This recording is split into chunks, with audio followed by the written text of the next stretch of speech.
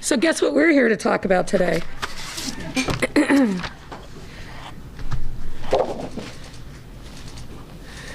Good afternoon, everyone, and happy October 1st. I'd like to begin by acknowledging my partner in crime, Dr. Allison Arwati, the Commissioner of Public Health.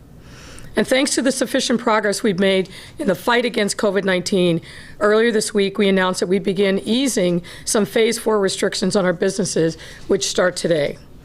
And though we still have a long way to go on our recovery journey, we're able to take these steps forward based on the science of this disease and thanks to the partnership and collaboration of our businesses and residents.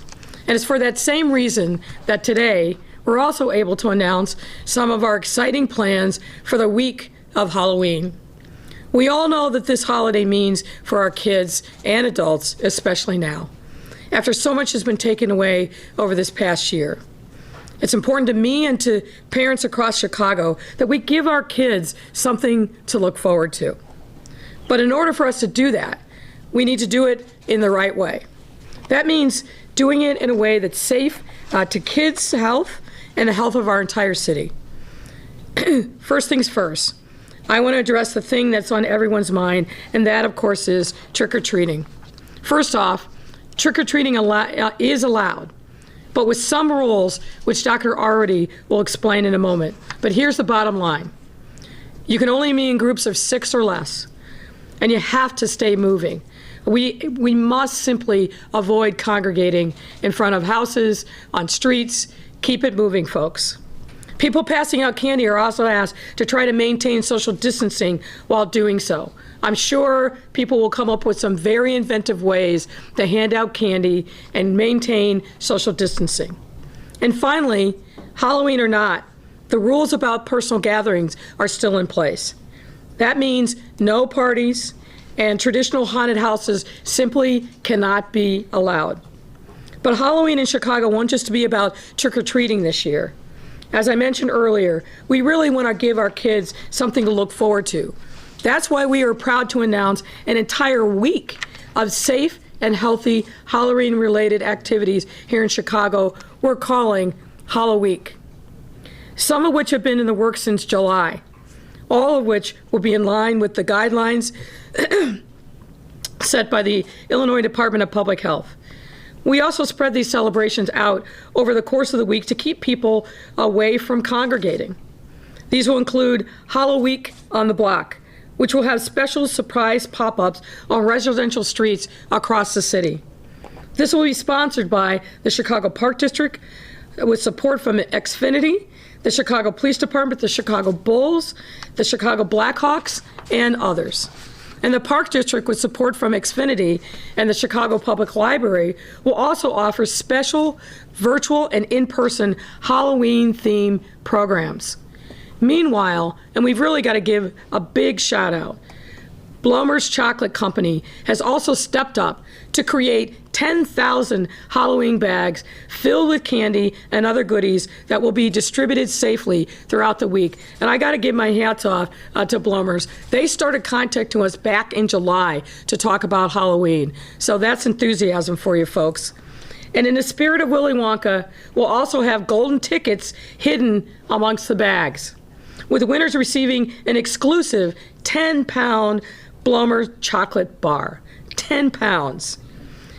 To all of our businesses and city organizations, we want you to be part of this as well. To do that, please visit www.chicagohallowweek, that's HALLO week.org, to register your COVID-safe Halloween activities. This website will feature a searchable list of all Hallow Week programs happening across Chicago starting on October 18th.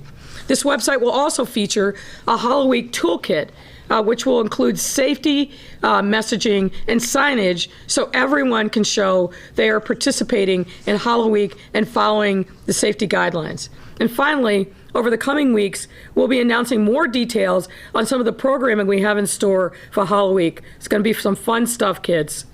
In the end, though, this is about our kids and our city finding ways to come together to have fun safely during this historic week. These next few weeks will be critical in how we navigate this crisis. Not only will the risk be higher with everyone moving indoors with the cold weather, but it will make the pressure on our businesses even greater. The good news is that Chicago has been able to have the most open economy in the nation because we've worked together to stay disciplined and helped each other out over these past 6+ months. Now it's on us to make sure that we keep moving in the right direction. That means continuing to be safe, be responsible, and counting on all of us to think about not only ourselves, but our neighbors, our family members, as we social distance, as we wear face coverings in public, and do all the things that we know are critical to helping fight this virus and giving us the hope and the ability to move forward together. Thank you, and now I will call up my partner in crime, the Corona Buster herself, Dr. Allison Arwati. Thank you, Mayor, the Corona Destroyer.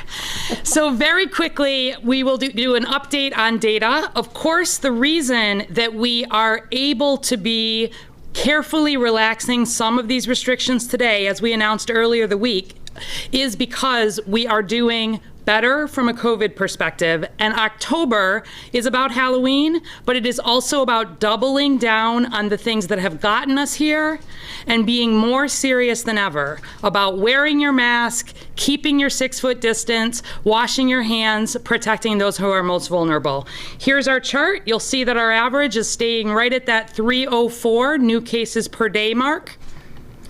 Our current test positivity continues to fall. It is at 4.3% today. Of the 11 regions in Illinois, the region that includes Urbana-Champaign has the lowest test positivity. Chicago is next. And in fact, we're the only two below a 5% test positivity. In addition, we've tested almost 1.1 million COVID tests here in Chicago, and our 7-day rolling average for tests is the highest it has ever been at 8,609 tests per average, an 8% increase from just a week ago. Here comes some Halloween rules. Guideline number 1, everyone, including candy givers, must wear a face covering. Guideline number 2, please leave the lights on and or a sign in your window to signal whether your house is participating in safe trick-or-treating. If the lights are off, if the sign is not on, that is not a house for trick-or-treating. Be clear about whether your house is participating. Guideline number 3, please maintain social distancing and have hand sanitizer available. We're gonna be out, we're going to be having fun, but we wanna keep COVID in mind and make this as safe as we can. Guideline number 4, stay on the move. As you heard the mayor say, less congregating means more houses. So keep it moving, small groups. And number 5, please don't reach into bowls and eat your candy only after washing your hands. Bring it home, wash your hands. We want to really be careful in all the potential ways that COVID could be spread in a time of celebration. Guideline number 6, no haunted houses. At least not traditional ones. They are truly spooky and dangerous this year, where we think about enclosed spaces and people screaming and being surprised and not keeping social distancing. There really is concern, honestly, about this pastime. And in Chicago, traditional haunted houses will not be occurring. Guideline number 7, keep your candy crew small. Trick-or-treating groups should be 6 or less. Ideally, these are folks already in your household, already in your social bubble, but keep it small and keep it moving. Guideline number 8, no house parties, large or small this year. We're honestly more worried about COVID spread among adults gathering to celebrate Halloween indoors than we are about children outdoor trick-or-treating. There have been a lot of creative solutions that we've seen, creative Halloween fun in the time of COVID, and I want to highlight two. One is that we've seen people, including around Chicago, using PVC pipes to create a 6-foot distance from their house or in their lawn. The person who is giving candy can stand at the top end of the pipe, drop candy down, it goes through the PVC pipe and goes into the child's bucket at the bottom. One example of a creative way for social distancing, and really love the neighborhoods that have stepped up to think about how to do this. And secondly, we have at least a couple of local examples of a drive-in haunted alley. At a time when indoor haunted houses are just not the place to be. There's one in Lincoln Park called Replay Lincoln Park. There's another one in Elgin that have thought about how to have that haunted house experience from the safety of your car. And this one here, if you don't have a car, you can even pay extra and sit in one of theirs. So props to people who are thinking about celebrating Halloween, but doing it as safely as possible in the time of COVID. And then finally, because I had to talk a little bit about science and data, there's a study out this month that found that horror movie fans are more psychologically resilient in the time of COVID. Horror movie fans have been found to have significantly lower psychological distress during the pandemic. People who are fans of prepper genres, zombie, apocalypse, alien invasion, have been found to have lower psychological distress, and people who have watched pandemic films in the past are more likely to be pandemic prepared. So if spooky or horror movies are your thing, here's science proving that perhaps that's one way to be even more psychologically resilient in the time of COVID. I wish you all a safe Halloween. I wish you all a safe October, and I wish all of us to keep the things in mind that have gotten us this far, especially through the month of October. Happy Halloween. And now happy to take your questions. Mayor Regina Waldrop here with Channel 5. I'm the pool reporter for today. I'll start out first by asking you about your Halloween guidelines are a little bit different than the governor's. The governor has said that instead of trick-or-treating this year, parents could arrange an outdoor gathering where kids and parents wear face masks and pick out candy. So I'd like you to respond to that. And also, if it's a Halloween week, how are we communicating to kids and families that you shouldn't be trick-or-treating the entire week? Well, the reality is people are going to trick-or-treat. So we're dealing with that reality. We're trying to spread it out over the course of the week. But the reality is Halloween is a great holiday. We all have fun with it, as you can see. But we want people to do it safely. And so putting out some very specific guidelines, dealing with the reality, I think telling people not to trick-or-treat isn't realistic. They're going to trick-or-treat. Let's just make sure that we do it in a safe and responsible way in the time of a pandemic. Next question, Mayor, is from Heather Sharon from WTTW. With the retirement of Deputy Chief Barbara West, are you concerned CPD will fall ever further behind deadlines set in the consent decree? And why have so many high-ranking officials left CPD in the recent months? Well, I don't think that we're going to miss a beat. There's a whole infrastructure built up around the consent decree, and she's just one part of it. But I'm not concerned because I know what work is being done now. They're being extraordinarily diligent. They've got a lot of internal guidelines and milestones that they're hitting. The project management has been much improved. So I feel that they're making good progress, but they've got to stay diligent. There's other resources that have been brought in. And I push back a little bit against so many people have left. Obviously, people leave every single year, and I think we're about at the same number from CPD retirements as in past years. There's always a quirk in the retirement benefits where they get to take advantage of some kind of health care benefit. But I feel very strong and confident with the CPD leadership. One more question by Heather. She says you supported the proposal from the Grassroots Alliance for Police Accountability while you were president of the police board and during the mayoral campaign. Why have you changed your position? Well, what I said is this. It's really critically important that we do get and move forward on civilian oversight. Myself personally and members of my team have worked with GAPA hand in glove for well over a year since I become mayor. We were supposed to get very specific answers from GAPA on some outstanding issues. at least 6 weeks ago, if not 2 months ago. We haven't heard anything. We've got to move forward. Civilian oversight is important, and so I'm working with members of City Council to make that a reality. My next question is from Bill Cameron. He is with WLS I know AM. Okay. He says, what do you think about Amy Coney Barrett for the Supreme Court? I'm very concerned about her, and I'll have more to say about that in the coming days. But if you look at the kind of things that she's written, and I know that law professors often write provocative things, but her views on a range of issues are outside of the mainstream of where we are as a country. We don't need to roll back to a different time that's even more divisive than now. And I'm concerned both as a person of color, I'm concerned as a woman. I am also concerned as a member of the LGBTQ community. From what I've read about her, and I'm reading more, many of her views are hostile to the things that I care about, and I think the things that many Chicagoans care about. Our next question, Mayor, is from Fran Spielman. She says, you said this week that you are confident that Congress will recess until after the election without approving replacement revenue for cities and states. When you unveil your budget, will you spell out in detail the taxes you will raise and the cuts you will make if there's no more help from Washington? Or, she says, will you leave a blank space that says federal aid?